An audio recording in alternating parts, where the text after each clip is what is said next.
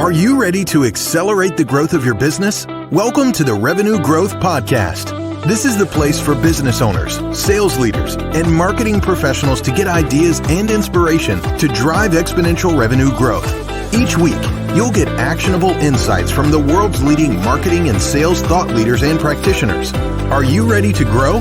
Let's join our host, Daryl Amy, author of Revenue Growth Engine.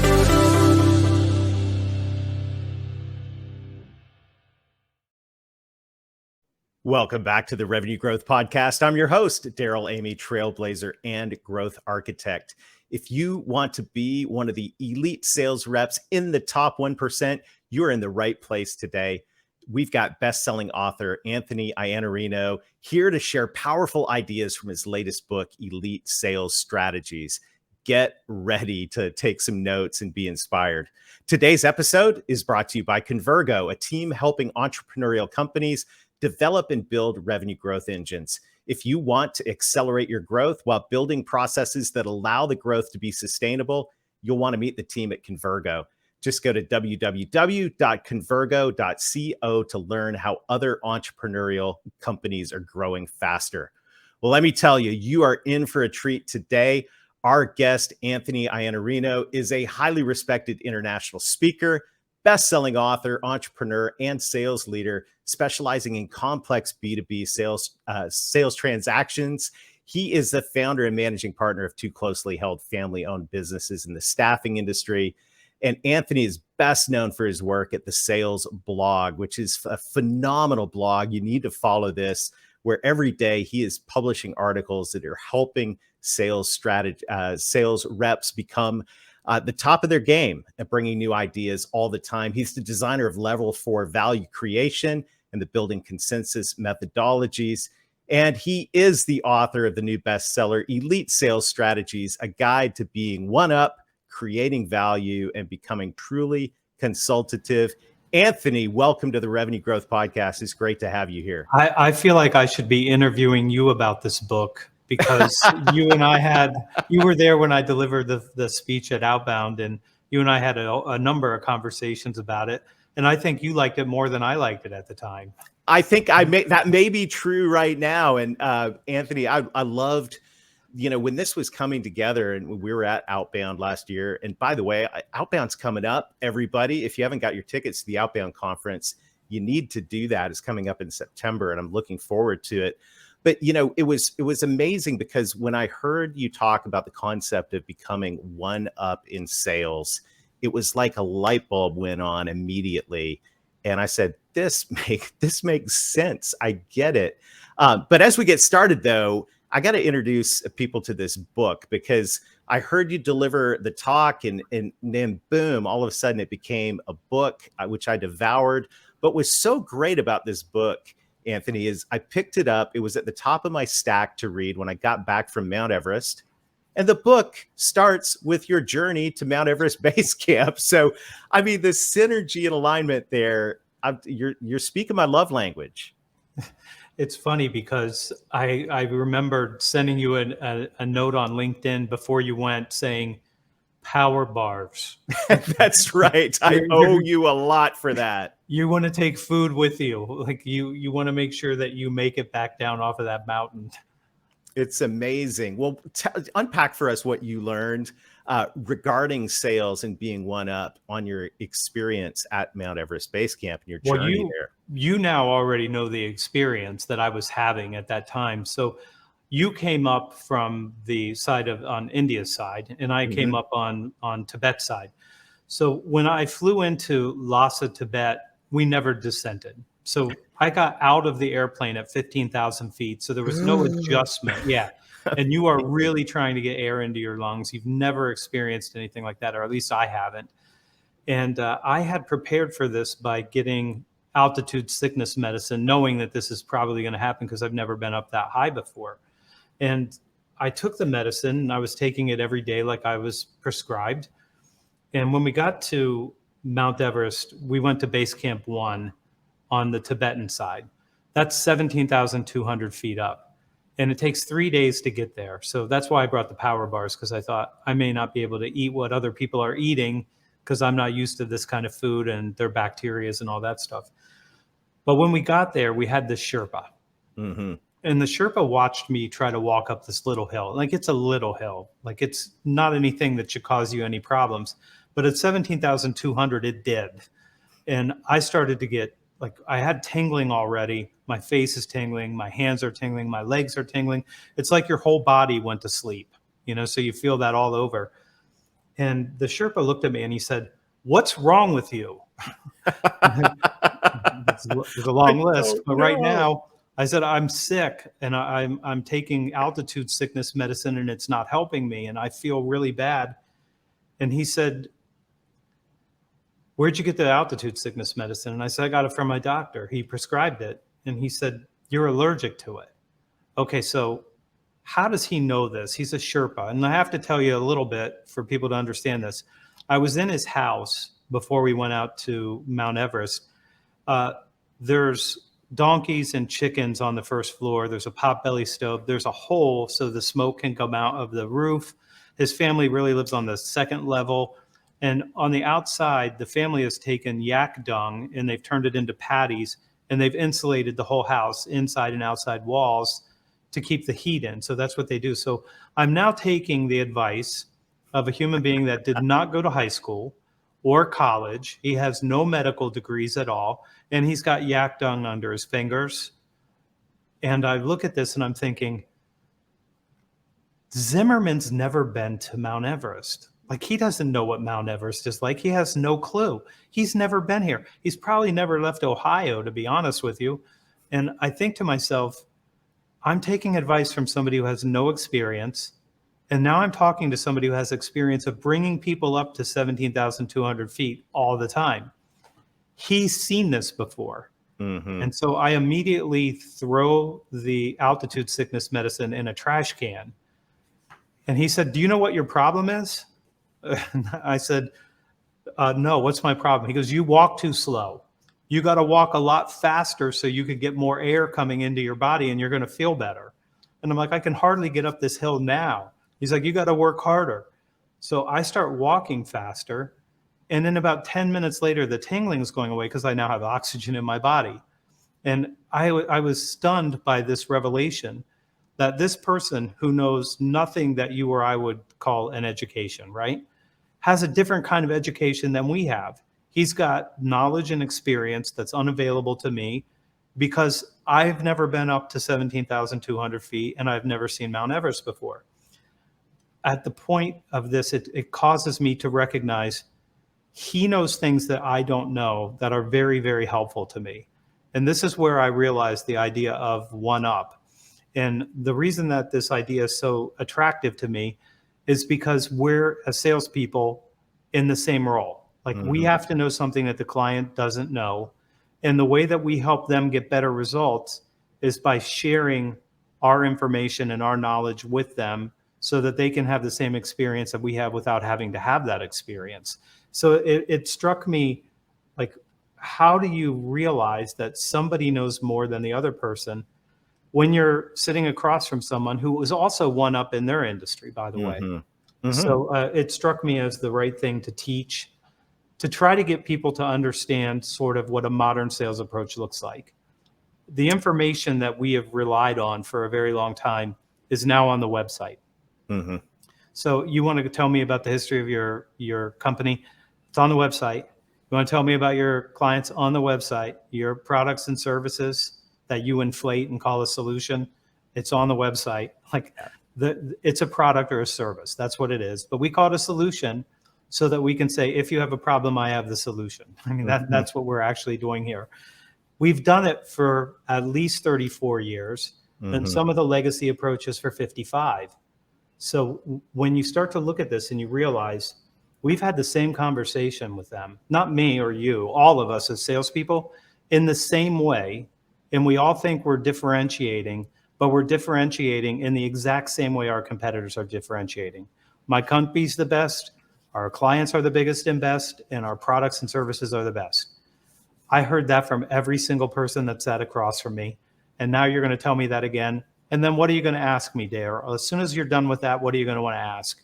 Oh, Anthony, what keeps you up at night? What challenges are you facing in your business today? Exactly. And what are the implications of those? And then I would say something like, Daryl, is it your third day on the job? Like, are you not an expert at this? When you called me and asked me to come out here and talk to me, you didn't already know what my problems and the implications were? Like, what kind of a salesperson are you exactly? Why are you wasting my time? And I think this Yeah. is what was so powerful to me about the book is realizing that as sales professionals, and I confessed before the call, so I'm going to confess out loud here, Anthony. I've started in 2004 sales training, doing solution selling, and at the very same time, you can read about it in Revenue Growth Engine. My backstory, and it's on the website too. Is I also started a content marketing company, and so here we are now at a juncture where spin and all of this stuff has been around longer than some salespeople have been alive, Yeah. and content marketing and the internet has been around longer than some sales professionals have been alive. And yet we think we can still go out and ask these questions of what keeps you up at night, what challenges you're facing, and go through the whole spin thing, and somehow get to a great result when everyone else is doing the same thing in a information flooded world. Yeah. There's got to be a better way. Yeah, the better way is to recognize that you're one up. Okay, so this is pretty easy to understand if you start with where I start in the book, which is information disparity. Mm-hmm. The information disparity has shifted, and then there's also the environment has shifted dramatically. So the things that we used to tell them, like we needed to tell you about the company at some point in time because you didn't know anything about the company, and you would want to know, like, well, who are they? What do they do? Mm-hmm. Okay, so a salesperson could help you with that. And what kind of clients do you work with? They could help you with that. What kind of products and services and how do you help people? They could help you with that. There's no internet. Now there's the internet. So all that's gone. Mm-hmm. But still, you will still hear people say there's now perfect parity between the buyer and the salesperson. And it's impossible. It's impossible because they're lacking the experience of going out and helping people get the better results. Mm-hmm. So there's a certain type of intelligence that my Sherpa had that was unavailable to me because I did not have the experience. And I could not get his experience without doing what he does. And it's the same with your customer. So this means the information disparity is now in a different place.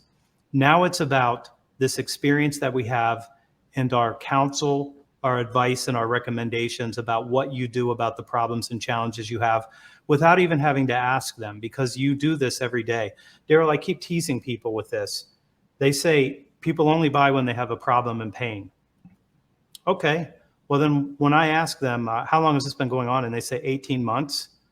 Apparently that doesn't compel them to change. Right. Apparently it doesn't. So that's one of the things. And so I ask, if you just need a problem, what happens when you walk in and the client says, Daryl, listen, here's our primary problem.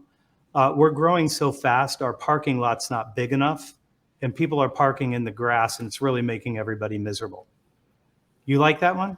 Do you want to try to solve that with what you do as a profession?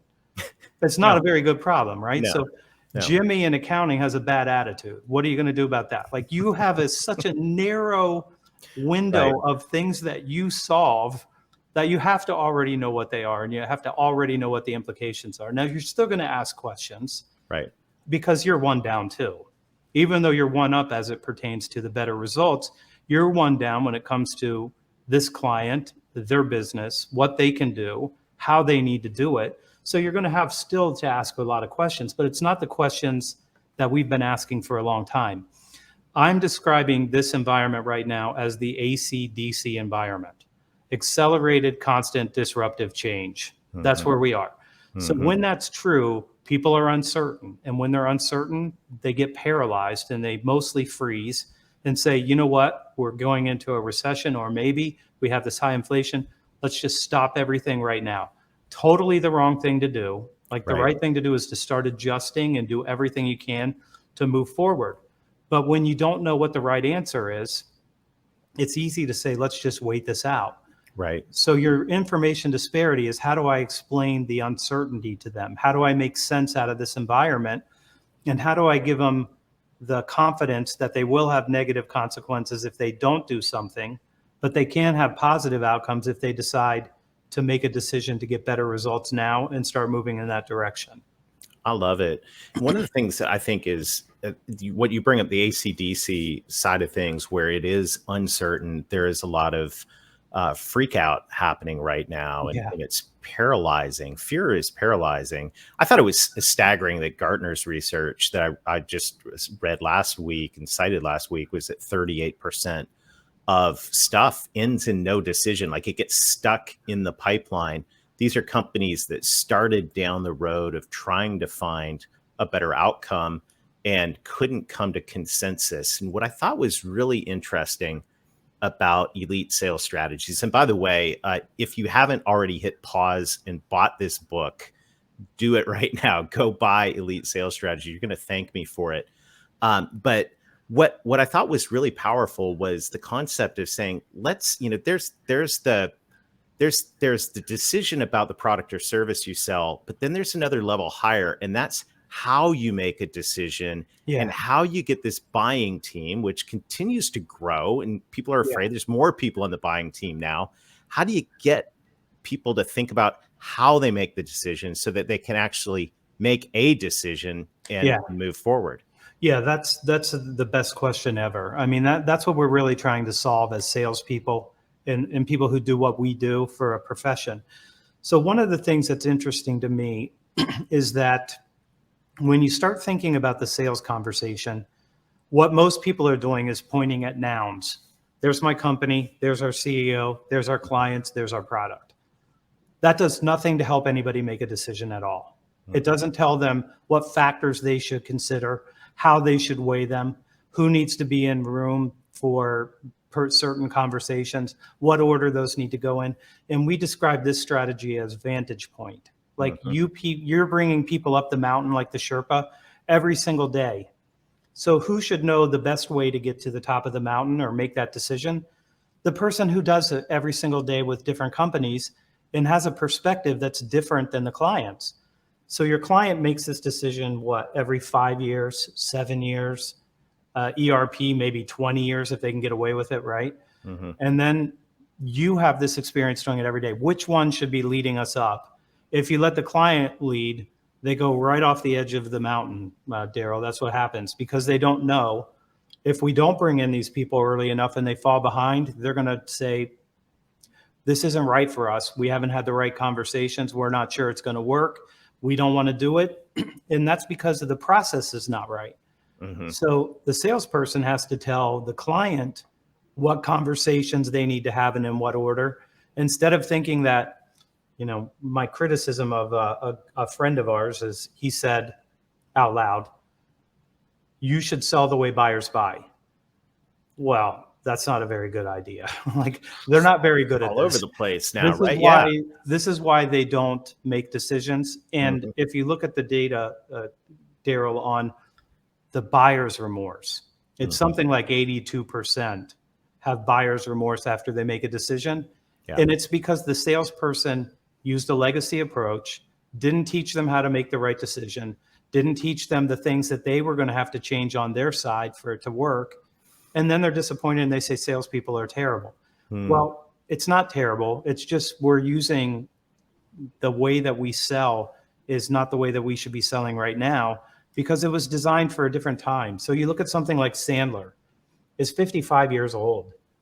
So you hear something like, don't drop your jelly beans on the office floor, which means don't do free consulting. Is that a good idea today?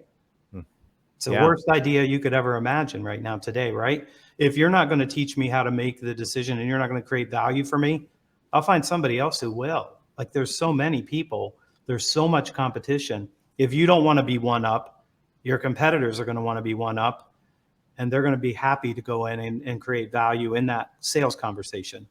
So one of the critical parts of this is this understanding of the sales conversation. That's all you have. You have a sales conversation. You're a salesperson. That's all you have. You don't have the product. You don't have the service. None of those nouns that you like to point at are available to create value for that client. So what they're expecting is that you're the value proposition. And that means that you have to be truly consultative, giving them the counsel, the advice, and the recommendations that ensure that they can make a decision and that it produces the better results that they need. Yeah, and I like the concept of consulting around going back to how to make the decision. So it's not, we thought in solution selling, it was like, you got a problem, we got a solution, let's wire it together. But now it's that notched up about how do you make that decision? We've helped other people make this decision and feel good about it and get the results. The thing this brings up, and this past spring, I read Brent Adamson's article in Harvard Business Review about sense making.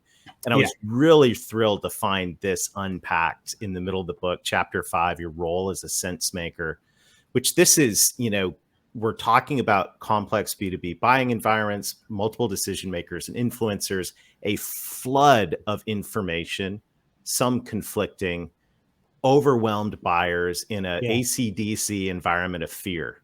Yeah.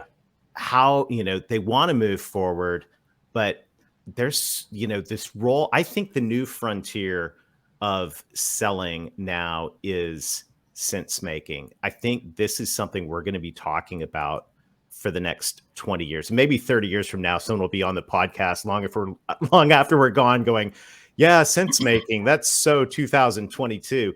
But I think that sense making is like the essence of where we need to be in B2B selling right now. So I love Brent, and he makes it way more complicated than I think it has to be in his article. It's worth reading for sure.